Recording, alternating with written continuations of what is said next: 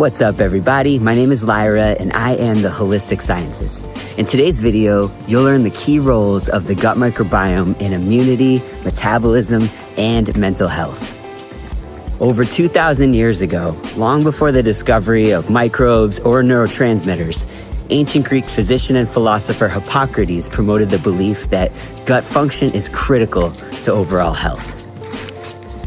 Known as the father of medicine, Hippocrates believed that diseases arise from within the body and that digestion and elimination directly reflect the body's equilibrium. He emphasized the importance of the diet as medicine, and he linked digestive issues to both physical and mental ailments. Centuries later, modern research is revealing just how profound that insight was. We'll revisit this early wisdom and dive deeper into the essential roles of the gut microbiome in our health.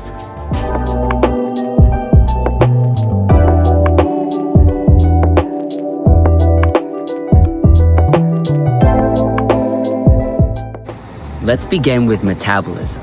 Your gut microbiome is a key regulator of energy balance and body composition. For conceptual proof of this, we can examine the historical practice of using antibiotics in agriculture. In the 1950s, farmers discovered that feeding animals low, continuous doses of antibiotics made them grow faster by converting feed into body mass more efficiently. This happened not only because antibiotics reduced infections, they also altered the gut microbiome to extract more calories from the same feed, allowing animals to gain weight faster. By the 1970s, most industrial livestock operations routinely added antibiotics to the feed of pigs, cattle, and chicken for growth promotion. Fortunately, this practice was fully banned by the EU in 2006 and phased out in the US by 2017, though antibiotic use for infection control under veterinary supervision is still permitted. This real-world observation was one of the first practical examples linking microbiome composition to host energy balance and body composition, inspiring decades of research in animals and humans. We've discovered that dysbiosis is common in individuals with overweight or obesity, meaning that gut microbe composition is imbalanced, less diverse, and certain strains are missing or reduced. However, the exciting news is that this provides a big opportunity for intervention. Two recent systematic reviews published in 2025 concluded that there is strong evidence microbiome-targeted interventions can improve body composition, metabolic parameters, and inflammation in individuals with obesity, and that probiotics provide a potential nutritional intervention for obese patients. Several probiotic strains, used either alone or in conjunction with other bacteria, have been studied for their anti-obesity effects. The two most extensively characterized are Lactobacillus and Bifidobacterium species, which are supplemented to rapidly repopulate the gut and provide metabolic benefit. A 9-month clinical trial published in Nature Scientific Reports examined the effects of Lactobacillus and Bifidobacterium supplementation on body composition in overweight adults. Participants maintained their normal habitual lifestyle throughout the study. Daily probiotic supplementation led to significant decreases in body weight, BMI, waist, and hip circumference, with 40% of the probiotic supplement group achieving a clinically meaningful weight loss of at least 5%. All of this happened without any changes in lifestyle habits. A newly discovered next-generation probiotic is Akkermansia muciniphila. This bacterium facilitates improved gut barrier function and supports the body's natural production of GLP-1, a hormone that helps regulate appetite, digestion, and blood sugar control. You may have heard of GLP-1 as the receptor is also the target of medications like Ozempic, Wegovy, and Trulicity, and your body produces it naturally, especially when your microbiome is healthy and provided with adequate fiber. In a clinical trial published in Cell Metabolism, Akkermansia supplementation was studied in overweight and obese individuals with type 2 diabetes. For those with low baseline levels of the bacteria, supplementation led to effective colonization, accompanied by decreases in body weight, fat mass, and hemoglobin A1C, a key marker of blood sugar control. In contrast, participants that had higher baseline levels of Akkermansia did not experience the same metabolic benefits. The researchers concluded that the variability in results determined by baseline levels supports the potential for microbiota-guided, personalized probiotic supplementation. And a recent systematic review analyzing 27 clinical trials concluded that probiotic and symbiotic intake can lead to significant weight reduction, either in combination with habitual lifestyle or in conjunction with lifestyle modifications, when taken consistently for at least 12 weeks. In the search for solutions for metabolic syndrome, researchers have tried even more extreme interventions, including fecal microbiota transplants from healthy lean individuals into individuals with obesity and metabolic dysfunction. Studies show that the transplanted microbes do successfully colonize the recipient's gut, leading to measurable changes in insulin sensitivity.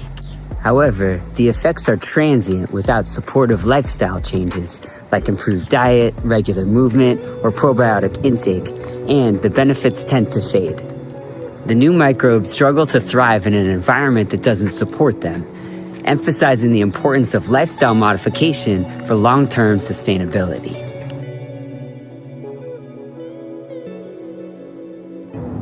Based on the current evidence, there appears to be metabolic benefit in restoring balance and diversity of the gut microbiome through consistent intake of probiotics from either whole food sources or probiotic supplements. Probiotics may support modest weight loss when taken for periods of at least 12 weeks, though the effects will be augmented through lifestyle modifications, such as increased activity or increased dietary fiber, which can help support GLP-1 production. In addition, the degree of metabolic change with probiotic supplementation is related to the individual's baseline levels, emphasizing the strong need for personalization.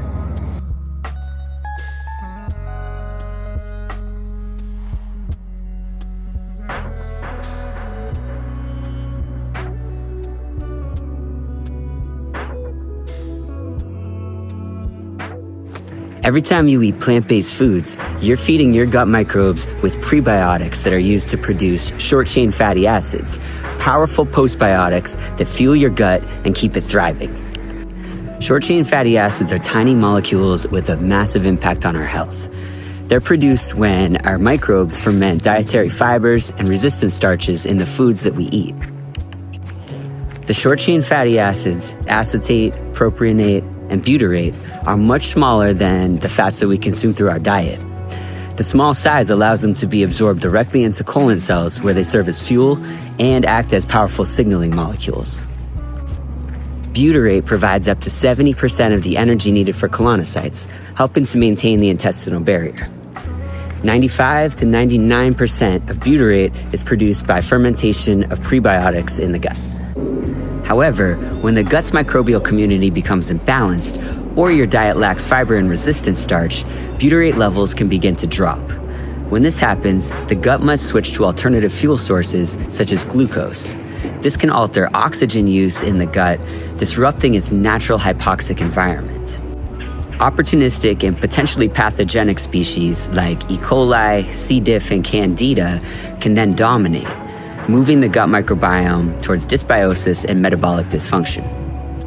Many of these inflammatory species are also sugar-loving microbes, so intake of simple sugars can further tip the gut ecosystem out of balance.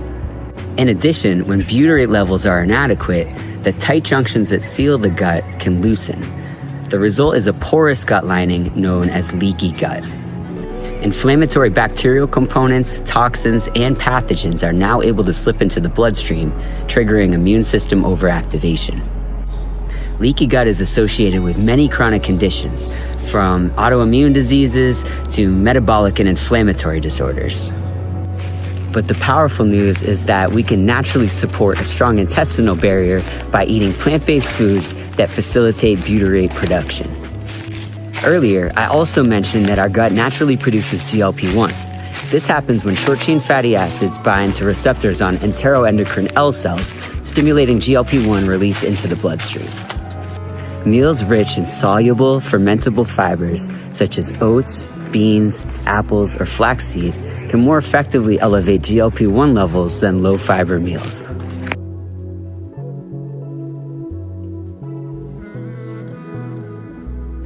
Consumption of plant-based prebiotic foods supports the production of short-chain fatty acids in the gut, which helps maintain gut barrier integrity, microbial balance, and also supports the release of metabolic hormones, such as GLP-1. In combination with probiotics, this can help support a healthier gut ecosystem and reduce the risk of dysbiosis, increased intestinal permeability or leaky gut, and chronic inflammation. Okay, my friends, thanks for diving into the science with me today, and tune in next week where I'll break down the research on immune function and mental health.